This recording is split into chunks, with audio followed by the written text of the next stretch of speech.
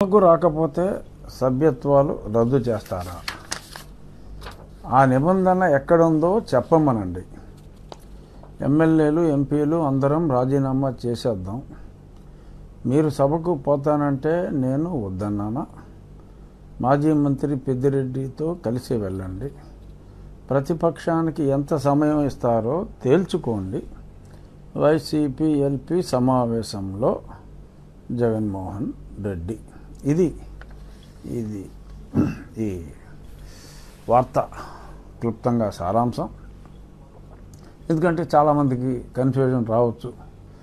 జగన్మోహన్ రెడ్డి గారు మరి పార్లమెంట్ సభ్యులుగా చేశారు, అలాగే మరి ప్రతిపక్ష నాయకుడిగా గతంలో 5 ఏళ్ళు ఉన్నారు, 5 సంవత్సరాలు ముఖ్యమంత్రి చేశారు. ఆయనకి రూల్స్ తెలియకుండా ఇంత కామెంట్ చేస్తారా అని డెఫినెట్గా కొద్దిమంది అయినా సరే కన్ఫ్యూజ్ అయ్యే అవకాశం ఉందేమో అని నాకు అనిపించింది. ఎందుకంటే 2-3 నాకు ఫోన్ చేశారు. ఏమండి, ఆయన మాజీ ముఖ్యమంత్రి కదా, అంత క్లియర్గా అడుగుతున్నారు, మరి నిజంగా ఆ నిబంధన ఉందా అని చెప్పి అడిగితే నేను చెప్పాను. ఇంతకుముందు 3-4 సందర్భాల్లో అని కూడా చెప్పడం జరిగింది. ఇప్పుడు మళ్ళీ చెప్పవలసిన అవసరం ఉందేమో అని నాకు అనిపించి ఆ క్లారిఫికేషన్ ఇవ్వటానికి 190 (4) భారత రాజ్యాంగం. ఎవరైనా సరే ఎప్పుడైనా జస్ట్ ఈ 190 అన్నదే నోట్ చేసుకోండి, సరిపోతుంది. చాలా స్పష్టంగా అందులో ఉంది. ఎవరైనా లీవ్ ఆఫ్ ఆబ్సెన్స్ అడగకుండా కంటిన్యూస్గా సమావేశాలు 60 రోజుల పాటు రాకపోతే వారు శాసన సభ్యత్వం ఆర్ పార్లమెంటు సభ్యత్వానికి అనర్హులవుతారు అని స్పష్టంగా ఉంది. అది అసెంబ్లీకి under 187 (2) rules of procedure and conduct of business in the AP అసెంబ్లీలో ఆ రాజ్యాంగంలోని ఆ 190 అధికరణాన్ని తీసుకొని అసెంబ్లీ రూల్స్లో కూడా చాలా స్పష్టంగా పేర్కొనడం జరిగింది. ఇది కూడా అసెంబ్లీ ఆ రూల్స్ కూడా నెట్లో ఉంటాయి. స్పష్టంగా వైఎస్ఆర్ కాంగ్రెస్ పార్టీ అధ్యక్షుల వారు, వారి సలహాదారులు, ప్రస్తుత శాసనసభ్యులు అందరూ కూడా ఆ రాజ్యాంగంలోని 190 rules of procedure and conduct of business of AP assembly under 187 ఈ రెండు చూసుకుంటే మరి ఎవరిని తప్పుదోవ పట్టిస్తున్నారు, ఎవరు స్పష్టంగా ప్రజలకి వివరణ ఇస్తున్నారు అనేది అర్థమవుతుంది. ఎందుకంటే ఇది చెప్పటం నా బాధ్యత. ఇకపోతే మరి ప్రతిపక్షానికి ఎంత సమయం ఇస్తారో మరి కొంతమంది ఎమ్మెల్యేలని వెళ్ళి తేల్చుకోమన్నారు. ప్రతిపక్షానికి ఎంత సమయం ఇవ్వాలి అనేది అది ఓన్లీ కొన్ని పర్టిక్యులర్, ఇప్పుడు బడ్జెట్ ఉంది, లేదు గవర్నర్ గారి తీర్మానానికి ధన్యవాదాలు తెలిపేది ఉంది, అలా కొన్ని బిల్స్కి ఆ బిల్లు మీద మాట్లాడేటప్పుడు బిజినెస్ అడ్వైజరీ కమిటీలో ఆ బిల్స్ వచ్చినప్పుడు ఏ పార్టీకి ఎంత సమయం ఇవ్వాలి అంటే ఆ పార్టీల స్ట్రెంగ్త్ని బట్టి ఆ సమయం ఉంటుంది.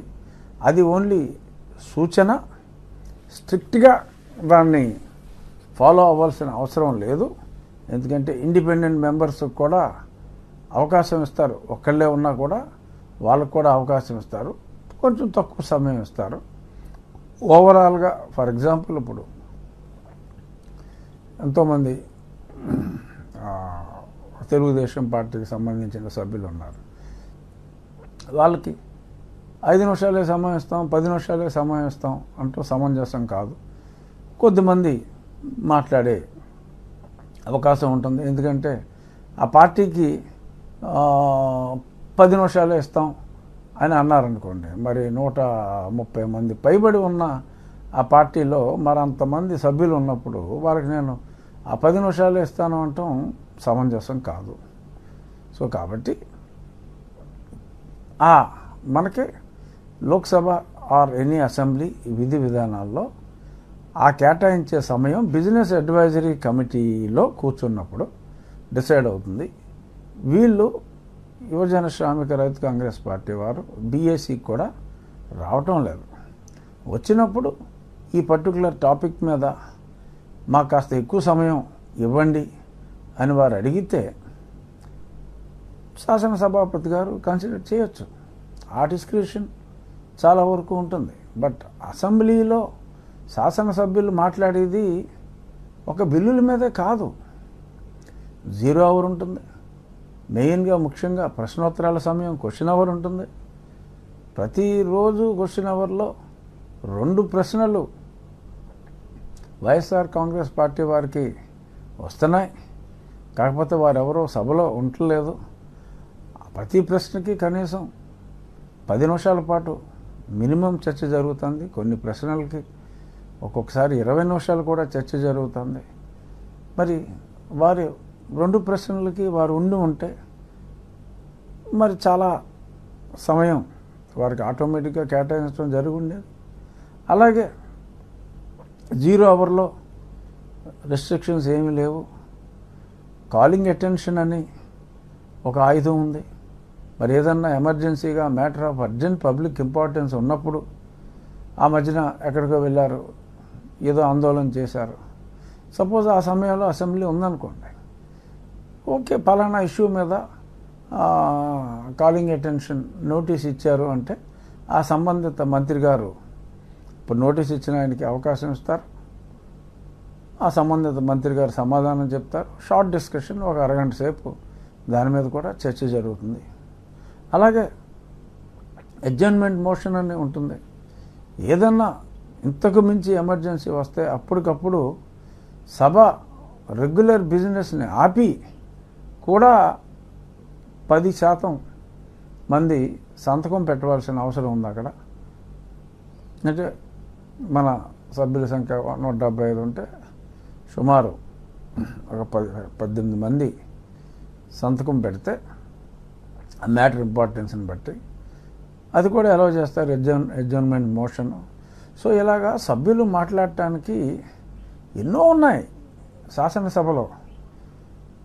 అంతేగాని నాకు ఎంత సమయం ఇస్తారో కనుక్కోండి అంటే నువ్వు కాలింగ్ అటెన్షన్ ఇస్తావా, అడ్జర్న్మెంట్ మోషన్ ఇస్తావా, నువ్వు ప్రశ్నోత్తరాల సమయంలో అడుగుతావా, 0 అవర్లో అడుగుతావా అన్నదేమీ తెలియకుండా మరి నాకెంత సమయం ఇస్తారు, మీకెంత సమయం ఇస్తారు, మీరే తెలుసుకోండి పోండి అని అంటాం. అది ఆ స్థాయి గల వ్యక్తికి మరి 5 ఏళ్ళు ప్రతిపక్ష నాయకుడిగా, 5 ఏళ్ళు ముఖ్యమంత్రిగా, పార్లమెంటు సభ్యుడిగా ఉన్న వ్యక్తులు ఈ రకంగా ప్రజల్ని తప్పుదోవ పట్టించటం అది ఒక శాసనసభ్యునిగా, మాజీ పార్లమెంట్ సభ్యునిగా అది సమంజసం కాదు అని నేను చెప్పడం కోసం, అంటే ప్రజలకి తెలియజేయటం కోసం నేను దీన్ని చెప్పడం జరిగింది.